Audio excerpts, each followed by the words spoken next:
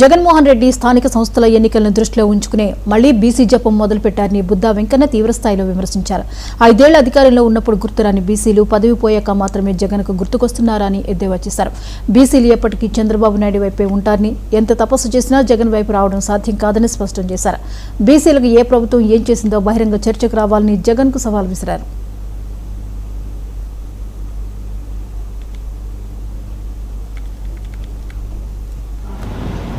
జగన్మోహన్ రెడ్డి గారు బీసీ మంత్రం మళ్ళీ చెప్పిస్తున్నారు.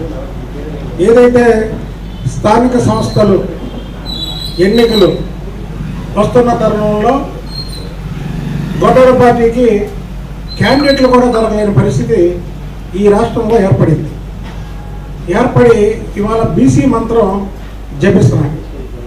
మీరు 5 ఏళ్ళు ముఖ్యమంత్రిగా ఉన్న కాలంలో బీసీలకి ఏం చేశారు? ఆ రోజు బీసీలు గుర్తు రాలేదా?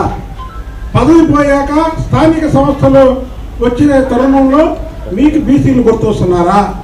బీసీలు ఎప్పటికీ ముమ్మాటికి చంద్రబాబు నాయుడు గారి వైపే, తెలుగుదేశం వైపే ఉంటారు. మీరు ఎన్ని తల కింద తపస్సు చేసిన బీసీలు మీ వైపు రావడం అనేది కళ. నిన్న మాట్లాడిన మీరు ప్రతి మాట కూడా అబద్ధపు మాటలు. మీ పత్రికలో వచ్చినటువంటి, మీ ఛానల్లో వచ్చినటువంటి ప్రతి మాట కూడా అబద్ధమే. నిన్న